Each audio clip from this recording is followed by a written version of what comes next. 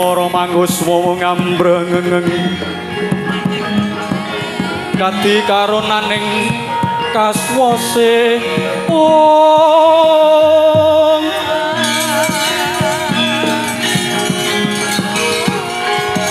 nyuwun pamit tambahing pangestu Kanjeng Rama.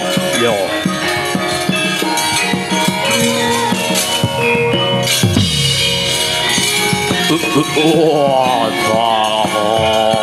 Wah.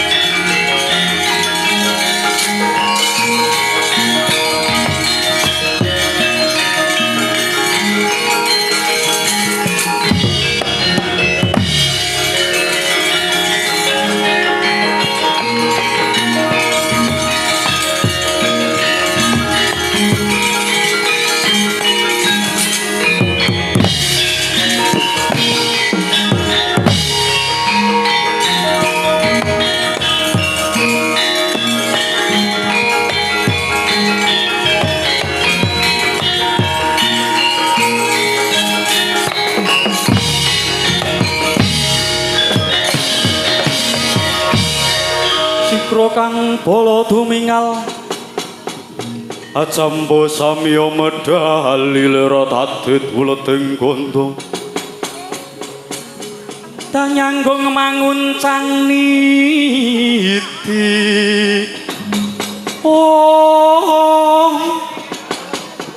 benjang sangat jimijil ati nyong ngedali wus Trasa sura silaga kaya buta singa wregil. Weh salah. Nuwun sewu Dewaji nimbali dumateng kula. Nuwun sewu Dewaji. Antuke panjenengan ada-ada kadose klebon laler nggih. Klebon laler lambemu. Iki lek urung ana kopine iki. Oh. Padune njaluk kopi. Oh. Kowe ngopo rene? Lho, lah wayangan to. Turose kula didhawuhi sowan mriki wayangan. Oh, aku malah ra ngerti e. Weh, lah dalah. Heeh, sik. Wah. Wah, cilaka iki. Wah, heeh. Kadang panamung krida negara Ngloji Tengara. Inggih, inggih. Kopi hitam ya inggih sendika dawuh panjenengan kula kinten nek klebon laler lambemu kawula-kawulaku kabeh negara Ngloji Tengara iki bakal tak gedhekke iki carane bisa kuncara Hanjaying Bawana kowe sapa jenengane dipun ketangaken kula Patih Bayu Kinara inggih panjenengan kok supe dumateng nayakane piyambak aku iki nalendra anyar mula ya sing gedhe pangapuramu yen to ada wedanane ora kaya wujuding sang katon ora wimbaning sang katon inggih sing mburi kae dipun tepangaken kula Senopati Kondang Kaloka wah Senopati Kondang Kaloka weh lah dalah ngapa iki oh, matur suwun. Nuwun sewu Bapak Ibu, kula tak ngunjuk riyen nggih. Sekarang sing dadi Ratu Petruk ya bebas. Zaharul fasadu fil barri wal bahri bima kasabat aidin nas. Waladalah. Nalendra kok saged wicara kados mekaten Dewaji. Zahara wis pertela. Apa al fasadu pira-pira kerusakan fil barri ing dalem kedaratan wal bahri lan ing dalem segara. Wis cetha pertela banget rusake donya iki ora merga sapa-sapa ananging ya kuwi titah sing ngenggoni ingkang pewatak Budi Candala. Utamaning para nalendra sing wis ora isa dielingake wegah nampa pewarah nampik pitutur becik. Nah, mula dina iki jejibahaning Petruk kantong bolong kang wis rasuki ageman nalendra kaya ngene iki pamriye kinen dadi pemut lan pepeling marang kabeh para nalendra. Inggih panjenengan ingsun ora bakal tumomo marang senjata apa wae nadyan diranjap marang senjata kadewatan panjenengan ingsun ora bakal gigrik. Mula dina iki Grat Lampit Brungkat Kimpul Gajah Gelar Singa Barong bedah kabeh negara-negara sing nalendrane wis minger saka anggering kautaman. Inggih ngestoaken dawuh menawi mekaten dinten kapan kula kedah miwiti pakaran saiki mangkat kabeh.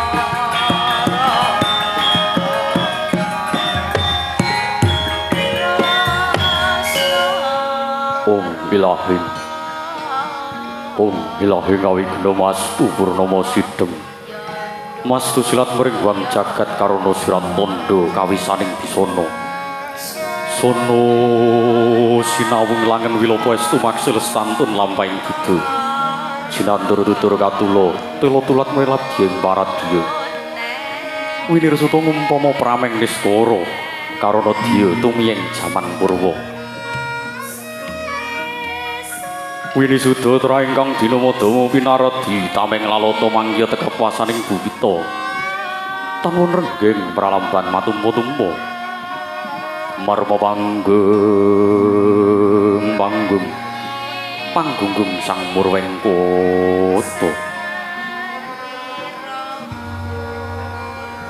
panengge negari bendita ingkang pinurweng carita samangke ingkang kaeka adi dasa purwa iku marang sawiji adilinwih dasa 10 purwa wiwitan adi-adining garba bubita datan wonten kadhi negari Ngastina negari kang panjang kunjung pasir pawukir gemah ripah loh jinawi basa panjang marang adawa punjung iku luhur basa pasir ngarepake samudra ukir ngungkurake gunung Hagemah saha ripah basa gemah kathah jalma dagang daten kendhat lorotan ana pedhote basa ripah kathah jalma ingkang agegriya aning negari pratandha eca manahe kawula alit kebo sapi ayam bebek datan wonten ingkang nganggo cara kinandhangan teka aglar pungguing pangonan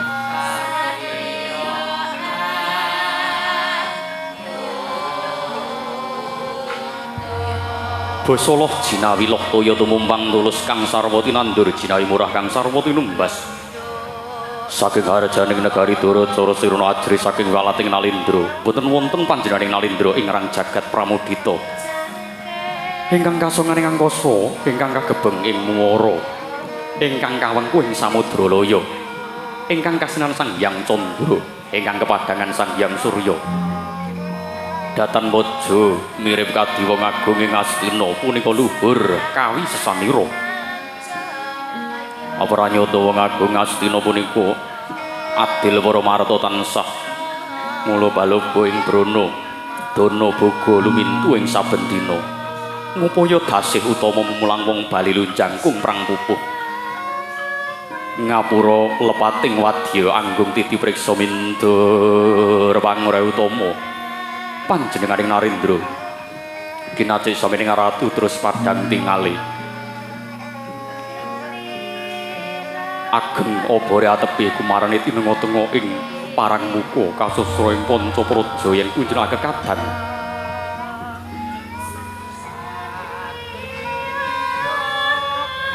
sinten to dasa namanira Narawati Ngastina punika dasa 10 Sri Ratu Narawati wis mestani pranyata wong agung Astina punika wirange den kunceni sedane den dadahaken.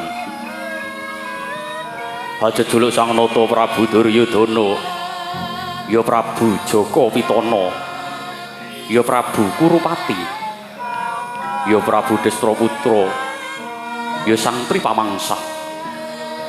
Kocapa samenika Sinarendra lagya kemanganing Badra, Irawan Badra rembulan, Irawan mendung.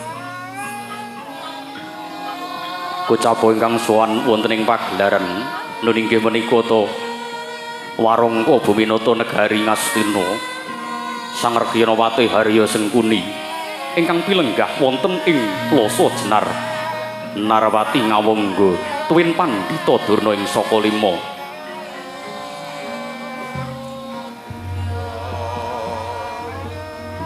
kesambet para sata Kurawa ingkang aglar blabar mungguing pangonan para wadya ingkang sami pewandur mangalir dumugi ing panguraan mangilin dumugi ing wantilan mangetan dumugi ing munggangan saking kathahing wadya ingkang anangkil kadya andoyong-doyonga pacak suci ayo areng amblabar lir samudra tanpa tepi pangangge maneka warna ingkang saking saloka swasa kencana lan sesutya sarate pating karenya pating palencara ngebeki ing panangkilan yen sinawang saking mandra lir pendhaing wana karembun mangsa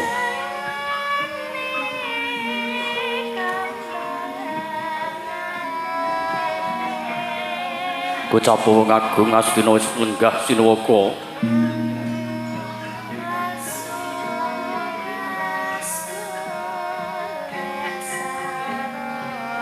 dereng wonten pangendikan ingkang badhe dipun dawuhaken ngarsaning para sepuh para wadya negara Ngastina tuhu pangendikan ingkang dereng kawiyos ing lisan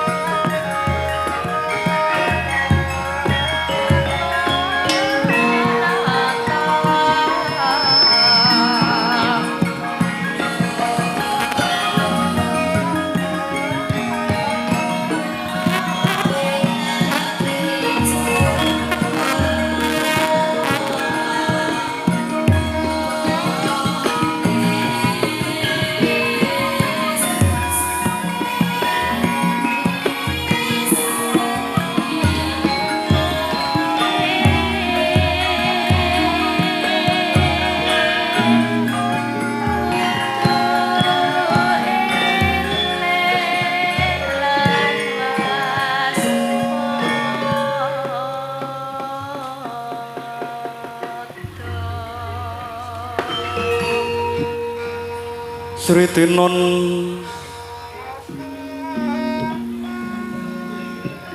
ing pasewakan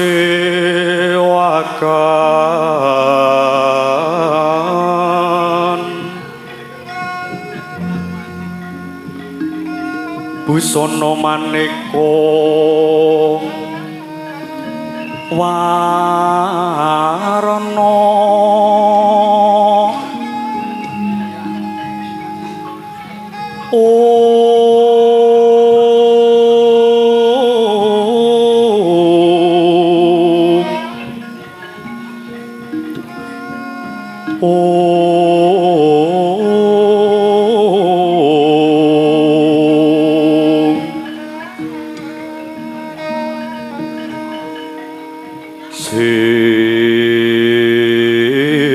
sebak puspiting Udyono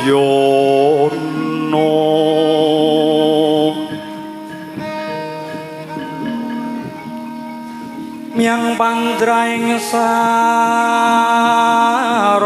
Rukma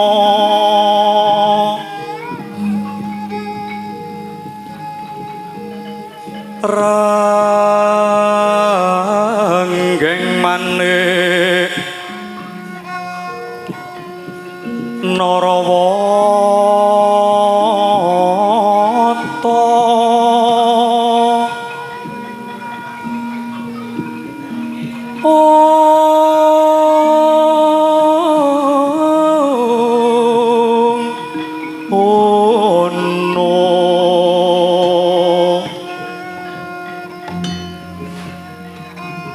Apa Prabanya sumiarat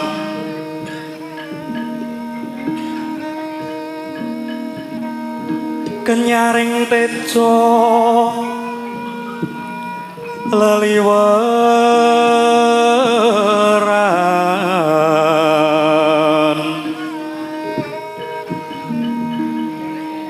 lir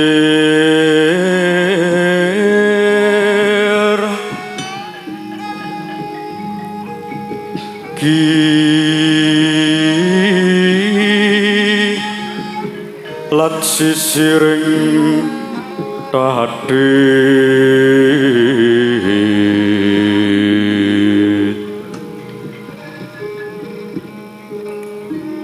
wimbo gagandha amrih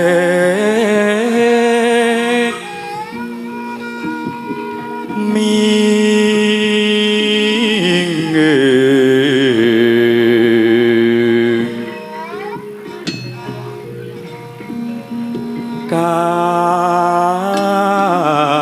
katiuping maruta maruta mando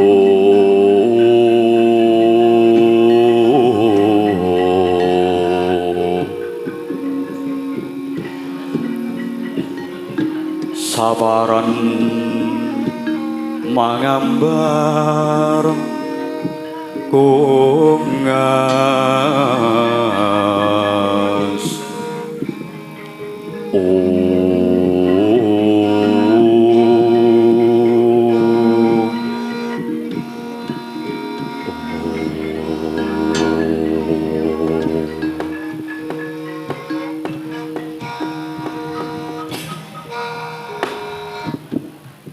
Paman Haryo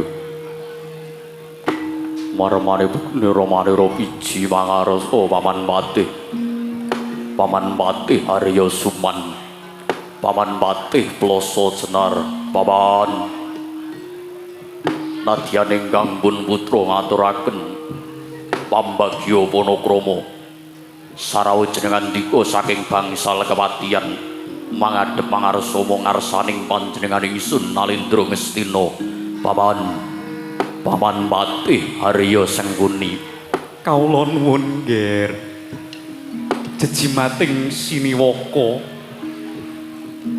makutaning kawula sak negari Ngastina nun inggih nggih tansah widodо rahayu niskala durga mendhak kala sirna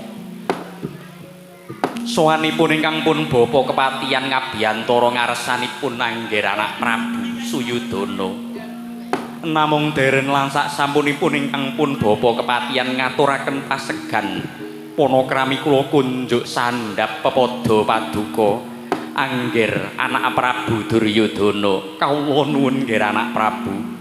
Lho nggih kula tampi dawuh sami-sami ndadosaken bombong birawaning manah penggalipun ingkang pun putra boten sakelangkung bawan mugi kaskecaken hanggen panjenengan dika lenggah sampun boten kirang prayogi piswananipun ingkang pun bapa kepatihan riklenggan samangki Angger anak Prabu kawula nuwun Angger anak Prabu. lenggah sawetawis sarwa panjenengan dika tiyang sepah kula bapa Penemban Durna ing Saka Lima katuran karaharajan rawuhipun guru kula tiyang sepah kula pujanggane negari Astina Resi Durna inggih bapa Penemban Durna ing Saka Lima.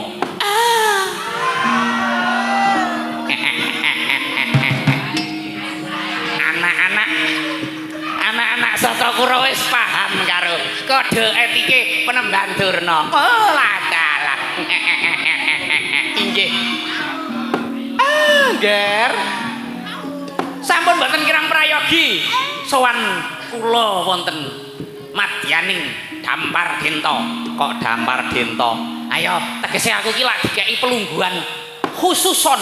Oh inggih. Khususon ana ing Kraton Negari Ngastina minangka pujanggane negara Ngastina Dik Cuni. Inggih Kakang Penemban. Sampun boten kirang prayogi sowan kula ngabiyantara ngarsanipun Angger anak Prabu Suyudana inggih Angger anak Prabu Duryudana. Inggih nadyan ta kula menika dipun aku bapa, dipun aku wong tuwa, dipun aku guruning mboten kirang-kirang ing tata krama sowan kula ngabiyantara wonten ing negari Ngastina menika wonten sandhap ampeyan paduka Angger anak Prabu Suyudana pramila sembah kula kunjuk ngarsanipun Angger anak Prabu Duryudana. Angger inggih kula tampi dawuh sami-sami Bapa Penemban Durna boten sakelangkung mugi kaskecaken hanggen panjenengan dika lenggah Bapa Penemban Durna. Inggih sampun boten kirang prayogi prapta lan sowanipun ingkang pun bapa wonten ing negari Ngastina menika Angger anak Prabu Suyudana. Lenggah sawetawis mewah rawuhipun kadang merda kula Kanjeng Koko Prabu Basukarna Koko Prabu nadyan ingkang rai ngaturaken pasegan panakrami kula kunjuk sarawuh paduka wonten ing Datulaya negari Ngastina Kanjeng Koko Prabu Ngawangga jagat dewa Bathara kadangipun Kakang Yayi. Nun inggih sampun boten kirang prayogi prapta lan sowanipun ingkang pun raka wonten ing negari Ngastina boten sakelangkung ingkang raka ugi ngaturaken sembah sungkeming pangabekti kula kunjuk ngarsanipun ingkang pun Rai Prabu Suyudana inggih Yai Prabu Kurupati. Yai dawuh sami-sami boten sakelangkung mugi kaskecaken hanggen panjenengan dika lenggah Kanjeng Koko Prabu Basukarna sampun boten kirang prayogi prapta lan sowanipun ingkang pun raka ngawangga dinten samenika Dimas Kartomarma anggun mungadhep ngarsanipun Kakang padha kanthi raharja sak praptamu Dimas nunai pasang Kalimantabi kinebena ing luduni dumawaing tawang-tawang kepareng kula ngaturaken sembah sungkeming pangabekti kula kunjuk sandhap pepada paduka Kanjeng Koko Prabu Duryudana miwah kula minangka dados sulih salira saking sedaya sangganing Sata Kurawa ngaturaken sembah sungkeming pangabekti ngarsanipun Kanjeng Koko Prabu Suyudana ndadekake bombong ing atine wong tuwa ora liwat pangestuku kebat tampanana sanget anggen dadosaken jimat paripih dayaning katantosan waratakna pangestuku marang sagunging kabeh para Sata Kurawa Dimas Kartomarma. Nun inggih wangsul dumateng Bapa Penemban Durna Kanjeng Koko Prabu Basukarna lan ugi Paman Harya Sengkuni. Wonten dawuh menapa, Ngger? Inggih. Wonten dawuh menapa Yayi dene panjenengan miji sowanipun ingkang Raka ngawangga dinten menika? Inggih, Nggih. Mbok menawi wonten boten repoting angger anak Prabu Suyudana anggenipun ngasta bawat pemerintahan wonten ing Praja Ngastina menika. Ampun dipun sandang piyambak nggih. Sumangga kadhawana dumateng Parangka nata negari Ngastina inggih pun bapa kepatihan. Pun bapa nedya nganglungaken jangga nilingaken karna mastuti sabda tama dawuhipun angger anak Prabu Duryudana. Kawula nuwun nggih anak Prabu. Andra ingkang puspitorum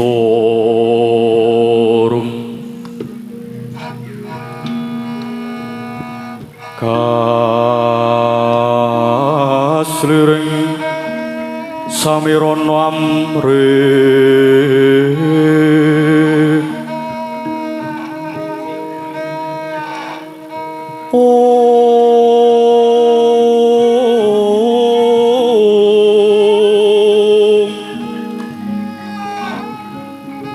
sekar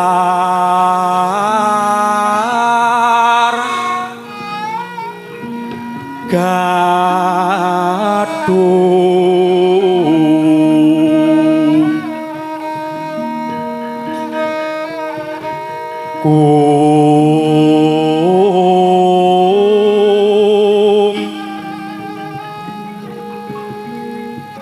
ngas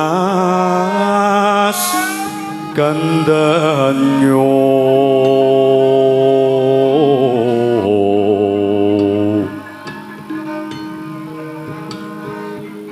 maweh raras retnaning driya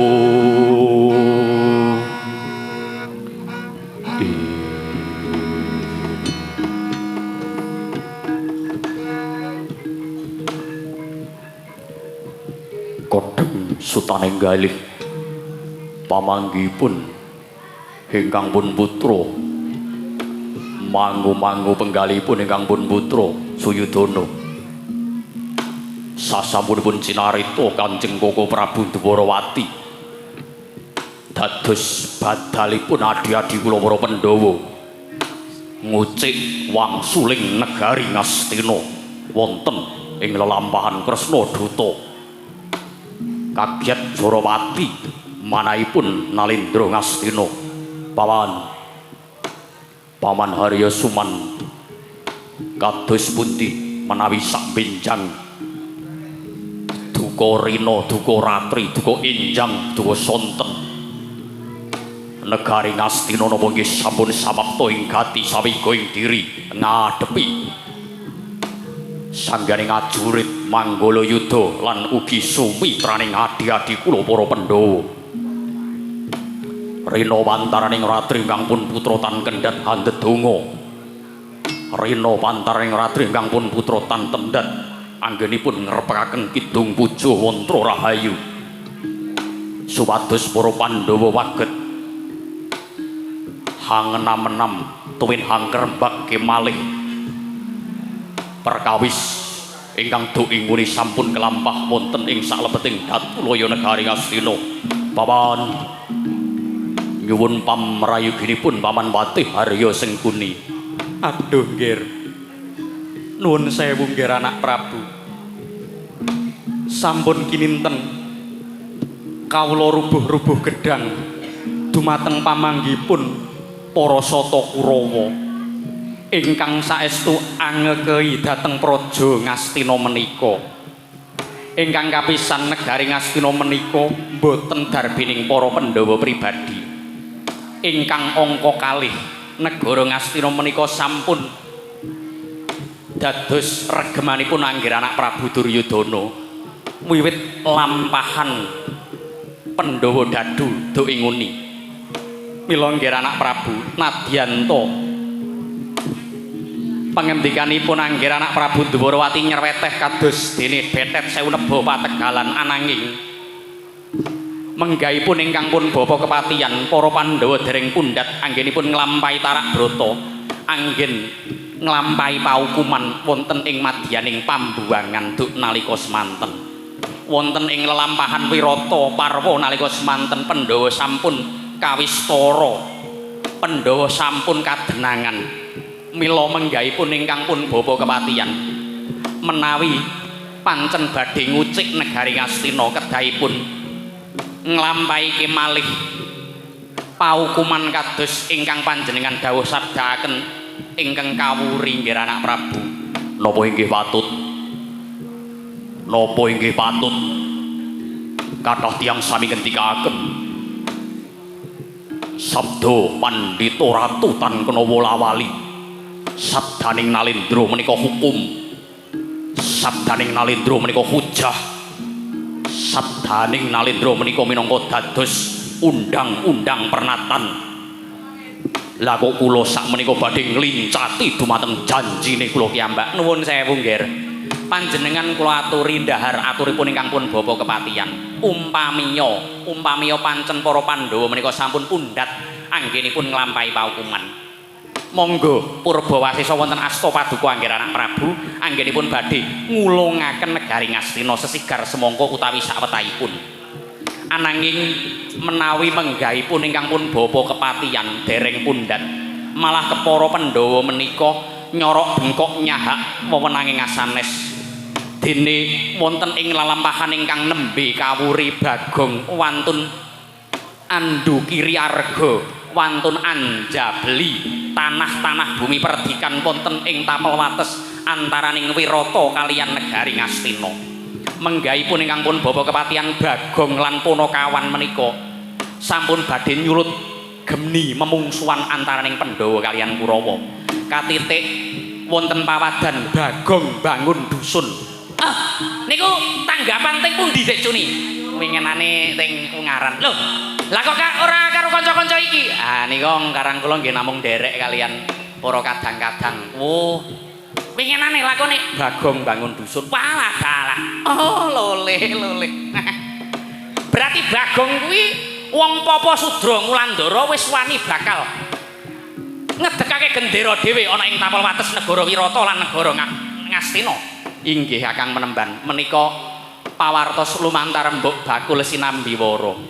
Mila nalika semanten Anggir Narpati Ngawangga, Anggir Narpati Basukarna ngetapaken para wadya lan ugi sanggaring para sata Kurawa kinen hanggedhak perang badhe mbingkasaken sedaya Punakawan ingkang sampun wantun ngurak-arik wonten ing madyaning tapel wates.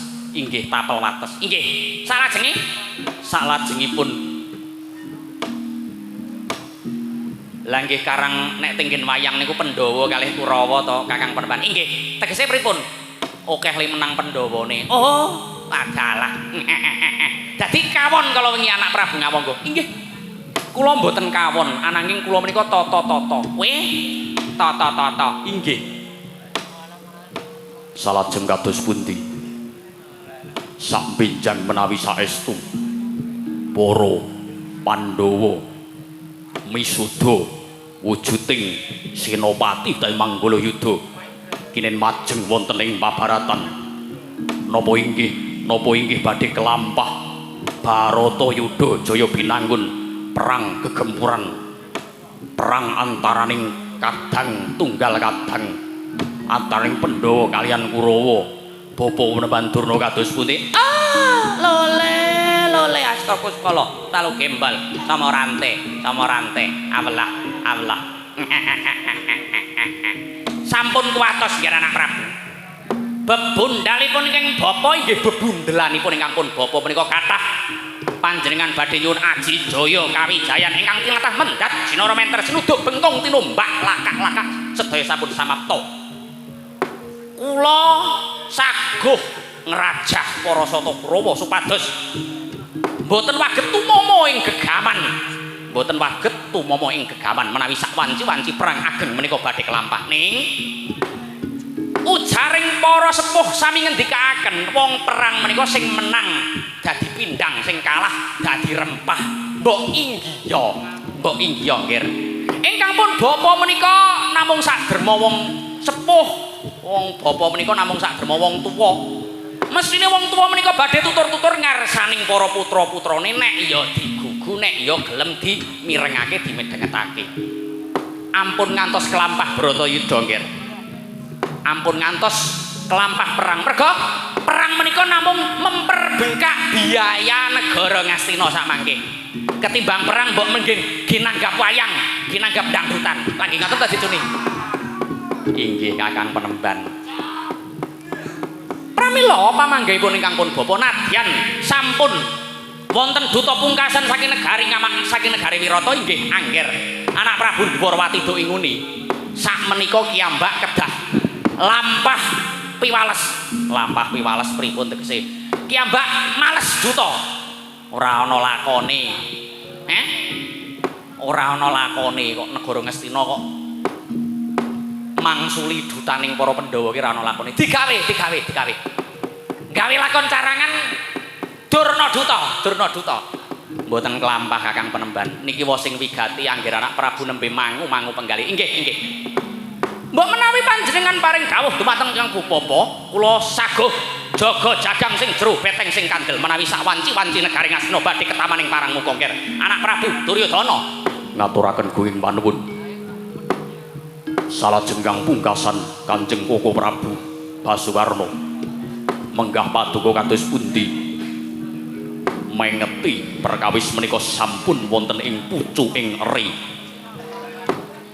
wonten kathah ingkang nyebataken Kurawa lan Pandhawa sampun nyebrang wonten ing tepining lepen sampun jebur maju ya teles mundur ya teles kados pundi Kanjeng Koko Prabu Basukarna inggih nuwun sewu menawi panjenengan dangu dumateng pamaturipun ingkang pun Raka Ngawangga Yayi jumbuh kalian napa ingkang sampun dipun ngendikaaken Rekyana Patih Harya Sengkini inggih Paman Patih Harya Suman lan ugi kula nengah-nengahi saking pengendikanipun Bapa Penemban Durna nun inggih pandhita ingkang linuwih ingkang wicaksana wasih inggih matur suwun Angger anak Prabu Basukarna inggih nuwun sewu rokoke jenengan napa lho jenengan sampun paring pangalembana dumateng Kang Bapa kula menika badhe asok kretek utawi filter mboten sampun kula sampun sangu rokok piyambak nggih menawi panjenengan kersa ndhahar aturipun ingkang pun Raka Ngawangga Yayi kula menika saguh menawi panjenengan dadosaken wadhal tabuk tauring yuda sak mangkih njumbuhaken kalian kapertilane Yayi Prabu Suyudana minangka dados makutaning negari. Nggih, leres panjenengan paring dawuh sabda Pandhita Ratutan kena wulawali. Panjenengan sampun ngendika, panjenengan sampun matur ngarsanipun Kanjeng Koko Prabu Dwarawati dik ngene. Panjenengan ngekei bumi Ngastina. Pangendikanipun panjenengan menika sampun tumetes lir kadya mangsi ingkang tumaming lancang seta. Mboten waget lumebek. Pramila setya bekti kula dumateng ngarsanipun Yayi Prabu Suyudana. Ampun panjenengan jabel pangendikanipun panjenengan kepara kedah dipun kencengi kerukunan para Sata Kurawa ampun ngantos wonten ingkang galap gansur samangke Yayi Prabu inggih napa inggih Kurawa badhe kelampah ungguling yuda menawi saestu badhe nyebrang wonten ing pabaratan nuwun sewu Yayi wong urip menika kathah ingkang sami ngendikaaken dagang tuna antum dagang tuna andum bati. Yen bati batine sapa, yen tuna sapa sing tuna. Nuwun sewu lho. Kula lan panjenengan menika namung saderma titah sewantah, namung dados wayang pewayanganing jagat. Sedaya menika wonten astanipun Gusti Kang Maha Kuwasa. Menang kalah bungah susah bejo cilaka sakmangkih kiambak kedah wantun dodo janjinipun Narpati Basukarno menawi sakmangkih badhe ketaman Parung Moko negari Ngastina ampun wonten senopati ingkang majeng rumiyin menawi sedaya sami gigrik sami ajrih kula ingkang pun raka kemawon sagah dados tamengi adi-adi kula para Sata Kurawa menika janji setya bekti kula ngarsanipun Yayi Prabu Suyudana ingkang sampun nyengkakaken ngaluhur dumateng derajatipun ingkang pun raka ngawangga kula menika nalika semanten umpami mboten panjenengan tulungi mboten panjenengan sengkakaken minangka dados Nalendra wonten ing ngawangga langkung-langkung dipun wisuda dados manggala yuda wonten ing negari Ngastina tartentu kula badhe kewirangan dumateng adi kula Permadi kula badhe diwewirang dumateng para kadang Pandhawa ananging kanthi andhap asoring manah panjenengan kersa ngrangkul dumateng ingkang pun raka ngawangga panjenengan ngrangkul dumateng anak Adirata anak Kusir ming saderma wong Papa Sudra Wulandara dipun sengkakaken ngaluhur dados wong agung ing ngawangga mila kamukten lan kesaenan paduka menika badhe kula tatahi kanthi jiwa raga kula manunggal nyawiji ajur-ajur dados banteng lan bentenging para Sata Kurawa ngaturaken gunging panuwun Kanjeng Koko Prabu dawuh paduka ngarsanipun ingkang pun rayi saestu ndadosaken kagiat manahipun ingkang pun putra sekawit ingkang pun rayi ajrih anggenipun badhe majeng wonten ing pabaratan lan ugi ingkang pun rayi menika mangu penggalih ing atase para Jawata ugi nderek jampangi lan ugi ngemuli marang para Pandhawa sakathahing wahyu sakathahing kanugrahan sedaya mandhap wonten astaning para Pandhawa babar pisan boten wonten ingkang mampir wonten ngarsaning para Sata Kurawa kula saged wastani para dewa para Jawata menika ban cideman siladan Kurawa tansah dipun anak kuwalonake Kurawa tansah dipun kuwalonake dipun anak tirekake mila namung panjenengan Koko Prabu minangka dados titising Sang Hyang Bathara Surya ingkang waget anjampangi dumateng para Sata Kurawa utamanipun panjenengan kersa setya bekti janji paduka ngarsanipun ingkang pun rayi Ngastina inggih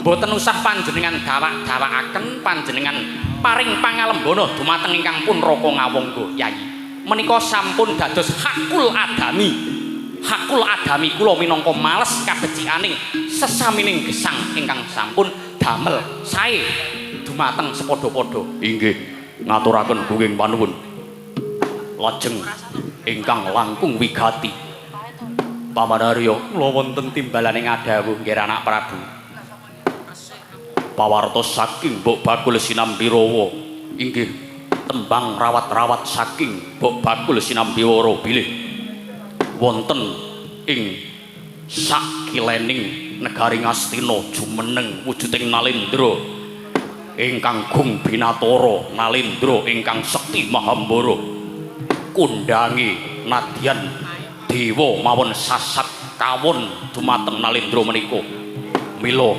menggahipun Paman Harya kados pundi lah niki sampun dados adat saben lan sampun dados ciri getheking para Sata Kurawa sampun dados ciri getheke ingkang pun paman menawi wonten wong sing luwih kuat menawi wonten wong sing luwih ampuh monggo dipun rangkul dadekke sumitra wonten ing negari pundi nggih anak Prabu kundange wonten ing negari Ngloji Tengara Weladalah Kakang Penemban lole wonten dawuh Dik Cuni nuwun sewu napa panjenengan nate mireng negari ingkang asmane Ngloji Tengara dereng nate sajake dereng patek kondang negari menika dereng nate nuwun sewu Angger Basukarno inggih wonten dawuh paman napa panjenengan nate mireng negari ingkang asmane Ngloji Tengara? Babar pisan. Kekalangan kula malaya ngidri jagat dereng nate kula mireng asmane negari ingkang asmanipun Ngloji Tengara. Waduh. Mekaten Kartomarma inggih. Kula menika ngrondani wonten sak kiwa tenging negari. Kula menika ngrondani wonten ing tapel wates negari Ngastina lan sedaya jajahan negari Ngastina. Dereng wonten dalem mireng. Dereng nate dalem mireng negari ingkang awastan Ngloji Tengara. Lah menika nggih anak Prabu. Tegese negari Ngloji Tengara menika nembe negari ingkang nuwun sewu saiyuping payung bebasan dereng kejamah dumugi negara Ngastina. Lah pekabaran utawi pawartos ingkang jenengan mireng kados pundi?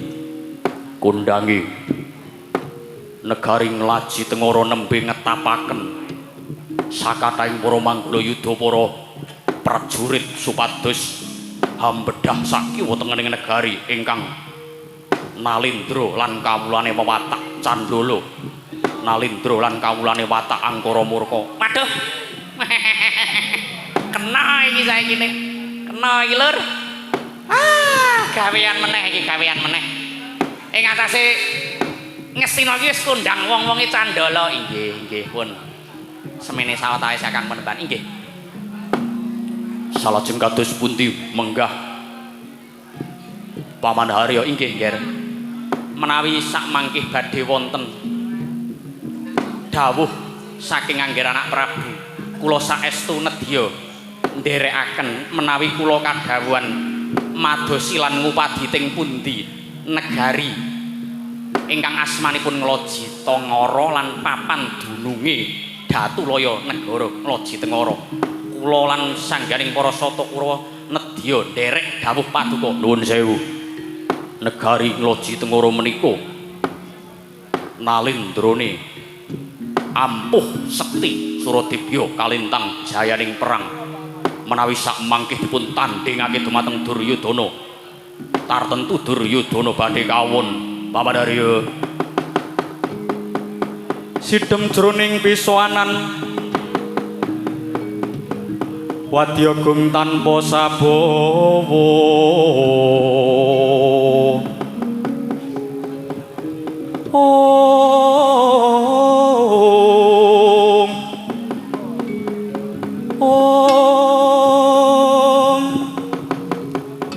Kapraban Sang Nalendratama mangu-mangu kawunengan lerwu sing duka cipta lerwu sing duka cipta Bera Budi Mandana raras Bera Budi Mandana raras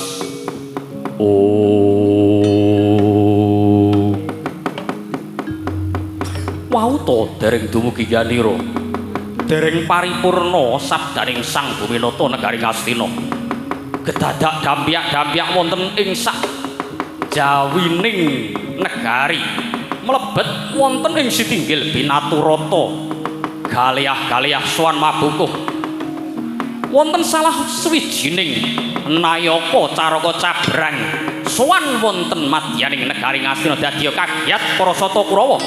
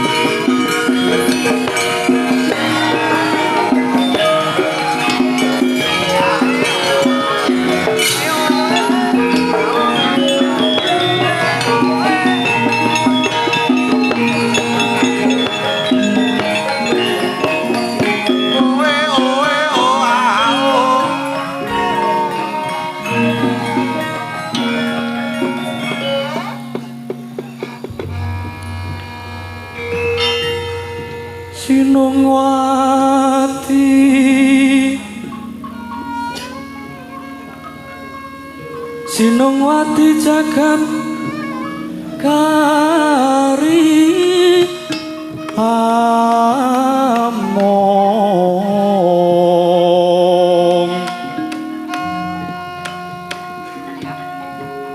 Mbak lumimbak ombang samudra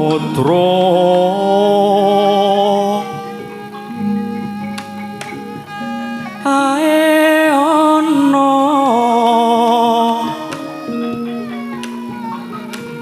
ae ono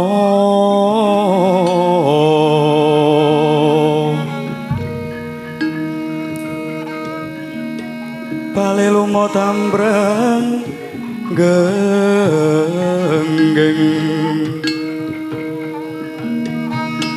awito dedenjeng-denjengan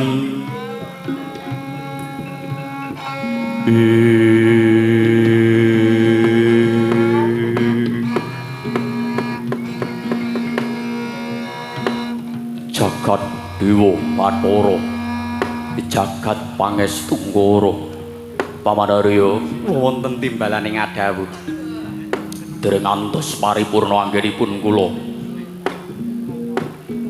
nampi dawuhipun Pamanarya Bapa Peneban Durna lan ugi kadang kula sepuh Kanjeng Koko Prabu inggih Koko Prabu Ngawangga lah kok menika dumadakan cat katon cat boten wonten salah setunggaling nayaka utawi salah setunggaling caraka ingkang manjing wonten ing Datulaya negari Ngastina menika wujuding titah lumrah napa wujuding jim setan prikayangan Pamanarya nuwun sewu nggih menawi dipun tinggali saking ada wedanane menika titah lumrah titah kados dene kula lan panjenengan sami lho lah nanging kok dipun mirengaken cat katon cat boten Bapa Peneban inggih rumangsane kaya arep nyulu kaya arep nyojo nggih keprake inggih rumangsane kaya arep nyampar keprak Solo ning gandeng kok wah kaya ramathuk nek lasem kok ge Solo nah inggih lah niki sing diwestani cat katon cat baten ki ngoten niku inggih raose kados menungso ananging kados dewa ugi kados wujuding kumara Bapa Peneban nuwun sewu nggih gandeng kula lan panjenengan menika dereng tepung dumateng ingkang tamu menika saenipun nuwun sewu menggahipun ingkang Bapa monggo panjenengan timbali menika nayaka utawi titah saking pundi lan kagungan wigati menapa dene sowan tanpa tinimbalan wonten ing negari Ngastina menika nggih anak Prabu mekaten Pamanarya inggih lali kleru inggih mekaten Bapa inggih sak mangsa kala-kala ya kleru ya ora apa-apa nggih anak Prabu inggih nuwun sewu kisanak sampun kinenten temambuh sayekti kula nembe wanuh panjenengan menika menawi wujuding nayaka saking pundi lan sinten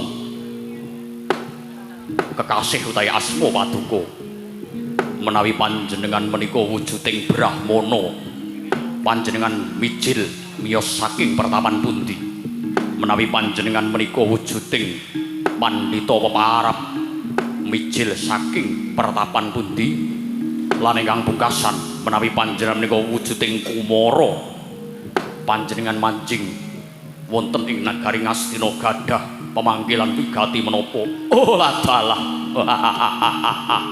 jagat dewa Bathara oh omongane ya padha karo awake dhewe anak Prabu inggih mestine niki titah lumrah inggih nuwun sewu nunaik pasang kaliman tabiti nebihna ing iluduni dumawing tawang tuwang nadyan ingkang pun abdi kagungan asma kinarya japa inggih kula pun senopati kondang kaloka walah dalah kondange ngungkuli panjenengan angger anak Prabu Ngawangga mboten kula menika tetep langkung unggul ketimbang satriya menika ngaten inggih Senopati kondang kaloka mijil saking laladan utawi negari pundi dipun tepangaken kula menika duta ana duta meneh pun to jenengan niku mendel kemawon ben lek ndang limbukan oh nggih menawi panjenengan paduka sinuwun Prabu ing Kastina sampun tepang dumateng kula inggih sinten sing boten tepang dumateng Nalendra Ngastina ingkang kuncara Hanjaying Bawana Nalendrane agung kawulane tansah sayek saeka praya ning emane wonten cacat lan cirine kados pundi nuwun sewu badhe kula aturaken mangke inggih gadah wigati menapa panjenengan rawuh wonten ing madyaning negari Ngastina menika sepisan kula ngaturaken salam taklipipun ingkang pun abdi dene kula sowan wonten ing negari Ngastina menika namung sak drema duta utawi utusan kula menika kekesetipun sinuwun Prabu Bel Geduel Beh ingkang ngasob bawat pemerintahan wonten ing negari Loji Tengara candhak saikine Dik Cuni inggih Kakang Penemban iki jebulane wong-wongane kutuk marani sunduk ora semangak dhewe sing maju kono wis teka dhewe inggih semene sawetawis Kakang Penemban mekaten inggih salajeng kagungan pigati menapa dene paduka rawuh wonten ing negari Ngastina nggih kula menika minangka dados utusan saking Nalendra enggal wonten ing negari Loji Tengara dungkap wigati cekak aos kewala kula menika minangka dados duta boten namung duta kongkonan ning ugi duta mungkasi karya tegese kados pundi ngeten sampun marambah kaping-kaping kekalangan tepung gelang kekalangan hangidri jagat junjungan kula sesembahan kula sinuwun Prabu Bel Geduel Beh menika nelokaken negara-negara wonten ing tlatah tanah Jawa inggih salajeng distrik utawi tugas kula ingkang salajengipun inggih menika manjing manunggal wonten ing negari Ngastina kinen ngaturaken perkawis ingkang wigati sinuwun menawi panjenengan tasih iman dumateng sugeng paduka menawi panjenengan masih iman dumateng sugenging para sata krumi wah para sesepuh aji sepuh negari Ngastina kula aturi panjenengan lereh keprabon kula aturi panjenengan nanggalaken inggih menika kuluk mustaka panjenengan tijan duluri panjenengan saking kinten supados panjenengan sampiraken tangkilaken lan ugi ageman kalanedran paduka kula suwun supados boten dados panca bakah ananging menawi panjenengan boten ngeparengaken lan ugi panjenengan cukeng ngekei bumi Ngastina menika kula menika sampun kula aturaken wonten ing ajeng boten namung duta kongkonan angin kula menika ugi dosa dosa duta oh sajake kupingku sing salah krungu rumangsaku kok muni dosa duta nuwun sewu duta wong sabrang menika cangkeme jembar oh mula nek ngendikan menika kadang cuk katel ilate inggih kula menika mboten namung duta kongkonan angin uga duta mungkasi karya negari Ngastina badhe kula biyuki batang sayuta sinuwun jaja muntap liriki netap duka yayah sinipe netra kocak ngondarande idep nyomangolon cakrawadanane rombranang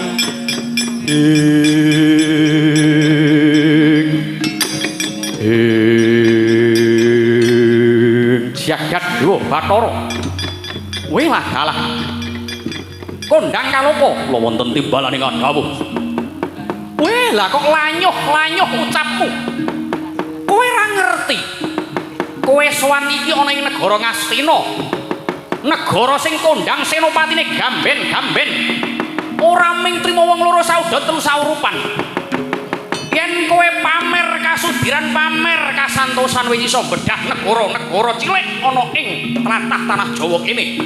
Kowe wis geduga iso nelukake negara-negara cilik. Ning durung karuan yen to kowe adep arep marang Narpati Basukarna. Kepareng paduka kados pundi? Niki nuwun sewu sinten? Aku kadang werdane nata ing negara Ngastina. Ora narimakake ana wong sing wani nyelomot penggalian nata Ngastina. Inggih. Salajeng skecane kados pundi? Ora semangke suwen yen pancen kowe bakal bedah negara Ngastina. Langka ana batange Narpati Basukarna. Inggih, monggo kula aturi medal Jawi.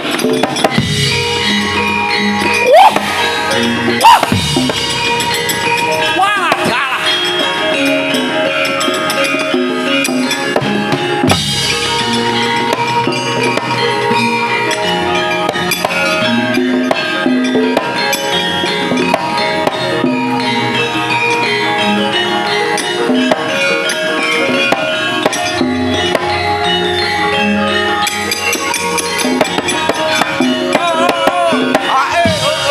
Kagyatore sanggapirang arinangkul lagi nempet kampit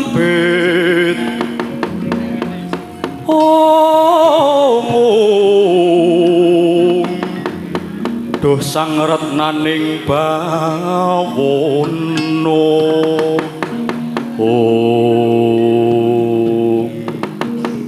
jagat dewa Bathara jagat pangestu ngoro Paman Harya.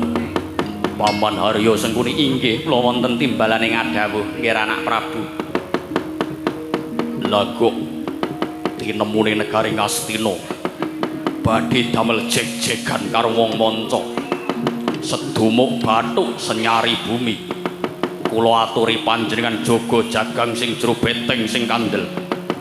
Katentremaning para kawula negara Ngamarta wonten asta paduka kekalih Bapa Panembahan Durna lan Paman Harya Sengkuni inggih nggih mastuti dawuh paduka Dimas Kartomarma aja ngasi ana kawula amung kesma kawula ingkang padha tetanen tetanduran lan uga para kawula ingkang misaya mina ana ing laladan Jaladri sakiwa tengening samudra ana ing negara Ngastina kesempya ing aradan inggih mastuti dawuhipun Kanjeng Koko Prabu.